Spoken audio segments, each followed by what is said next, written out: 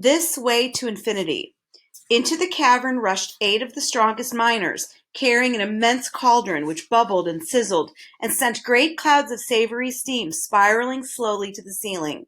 A sweet yet pungent aroma hung in the air and drifted easily from one anxious nose to the other, stopping only long enough to make several mouths water and a few stomachs growl. Milo, Talk, and the humbug watched eagerly as the rest of the workers put down their tools and gathered around the big pot to help themselves. "Perhaps you'd care for something to eat," said the math magician, offering each of them a heaping bowlful. "Yes, sir," said Milo, who was beside himself with hunger. "Thank you," added Talk. The humbug made no reply, for he was already too busy eating, and in a moment the 3 of them had finished absolutely everything they'd been given. "Please have another portion," said the math magician, filling their bowls once more, and as quickly as they'd finished the first one, the second was emptied too. "Don't stop now," he insisted, serving them again and again and again and again and again. How very strange, thought Milo, as he finished his 7th helping. "Each one I eat makes me a little hungrier than the one before." "Do have some more," suggested the math magician, and they continued to eat just as fast as he filled the plates. After Milo had eaten 9 portions, Talk 11, and the humbug, without once stopping to look up, 23, the math magician blew his whistle for a second time, and immediately the pot was removed, and the miners returned to work. "Ugh!" gasped the bug, suddenly realizing that he was 23 times hungrier than when he started. "I think I'm starving." "Me too," complained Milo, whose stomach felt as empty as he could ever remember. "And I ate so much." "Yes, it was delicious, wasn't it?" agreed the pleased dodecahedron, wiping the gravy from several of his mouths. "It's the specialty of the kingdom. Subtraction stew."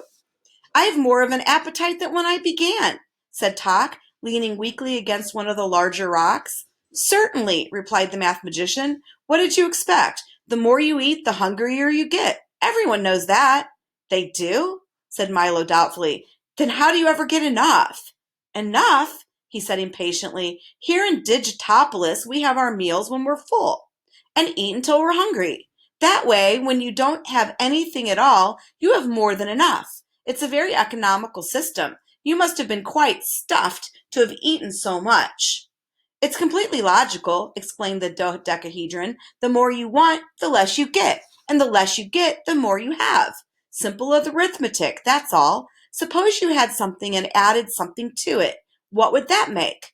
"More," said Milo quickly. "Quite correct," he nodded. "Now suppose you had something and added nothing to it. What would you have?" "The same," he answered again without much conviction. "Splendid!" cried the dodecahedron. "And suppose you had something and added less than nothing to it. What would you have then?" "Famine!" roared the anguished humbug, who suddenly realized that that was exactly what he'd eaten 23 bowls of. "It's not as bad as all that," said the dodecahedron from his most sympathetic face. "In a few hours you'll be nice and full again, just in time for dinner." "Oh dear," said Milo sadly and softly. "I only eat when I'm hungry." "What a curious idea," said the math magician, raising his staff over his head and scrubbing the rubber end back and forth several times on the ceiling. "The next thing you'll have us believe is that you only sleep when you're tired." And by the time he'd finished the sentence, the cavern, the miners, and the dodecahedron had vanished, leaving just the 4 of them standing in the math magician's workshop. "I often find," he casually explained to his dazed visitors, "that the best way to get from one place to another is to erase everything and begin again. Please make yourselves at home." "Do you always travel that way?" asked Milo as he glanced curiously at the strange circular room, whose 16 tiny arched windows corresponded exactly to the 16 points of the compass.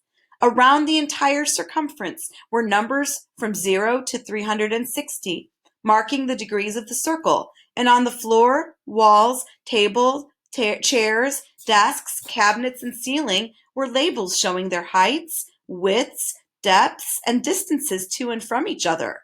To one side was a gigantic notepad set on an artist's easel, and from hooks and strings hung a collection of scales, rulers, measures, weights, tapes, and all sorts of other devices for measuring any number of things in every possible way.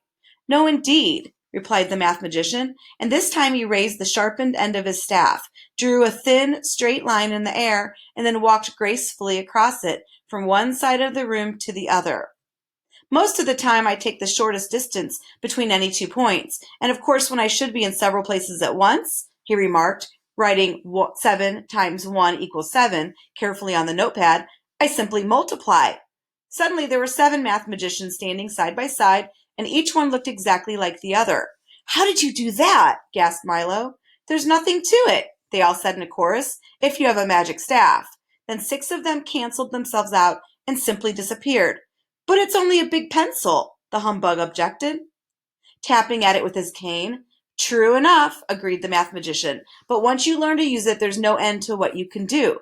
Can you make things disappear? Asked Milo excitedly. Why, certainly, he said, striding over to the easel. Just step a little closer and watch carefully. After demonstrating that there was nothing up his sleeves, in his hat, or behind his back, he wrote quickly, 4 plus 9 minus 2 times 16 plus 1 divided by 3 times 6 minus 67 plus 8 times 2 minus 3 plus 26 minus 1 divided by 34 plus 3 divided by 7 plus 2 minus 5 equals. Then he looked up expectantly. 17, shouted the bug, who always managed to be first with the wrong answer. It all comes to 0, corrected Milo. Precisely, said the math magician, making a very theatrical bow, and the entire line of numbers vanished before their eyes. Now, is there anything else you'd like to see? Yes, please, said Milo. Can you show me the biggest number there is? I'd be delighted, he replied, opening one of the closet doors. We keep it right here. It took 4 miners just to dig it out. Inside was the biggest 3 Milo had ever seen. It was fully twice as high as the math magician. No, that's not what I mean, objected Milo. Can you show me the longest number there is? Surely, said the math magician, opening another door. Here it is. It took 3 carts to carry it here. Inside this closet was the longest 8 imaginable. It was just about as wide as the 3 was high. No, that's not what I mean either, said Milo, looking helplessly at Tock. I think what you would like to see, said the dog, scratching himself just under 4:30, is the number of greatest possible magnitude. Well, why didn't you say so, said the math magician, who was busily measuring the edge of a raindrop. What's the greatest number you can think of? 9,999,999,999,999, recited Milo breathlessly. Very good, said the math magician. Now add 1 to it. Now add 1 again, he repeated when Milo had added the previous one. Now add 1 again. Now add 1 again. Now add 1 again. Now add 1 again. Now add 1 again. Now add 1 again. Now add. But when can I stop? Pleaded Milo. Never, said the math magician with a little smile, for the number you want is always at least 1 more than the number you've got, and it's so large that if you started saying it yesterday, you wouldn't finish tomorrow. Where would you find a number so big? Scoffed the humbug. In the same place they have the smallest number there is, he answered helpfully, and you know what that is. Certainly, said the bug, suddenly remembering something to do at the other end of the room. 1/1,000,000th? Added Milo, trying to think of the smallest fraction possible. Almost, said the math magician. Now divide it in half.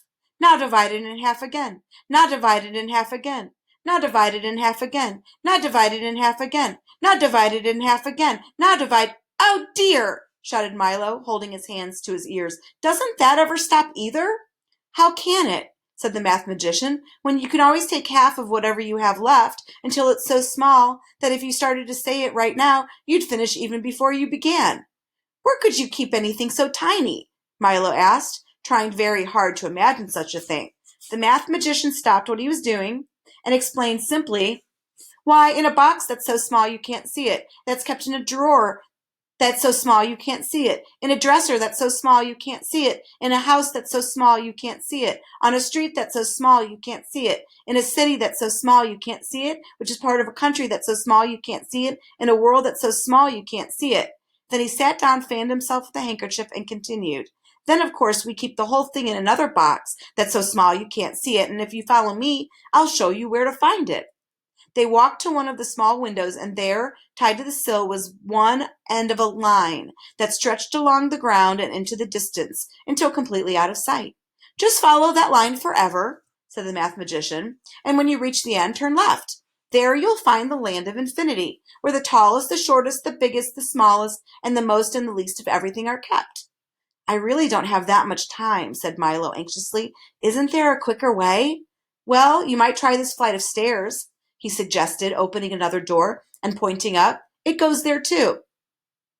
Milo bounded across the room and started up the stairs, two at a time. "Wait for me, please," he shouted to Talk and the humbug. "I'll be gone just a few minutes."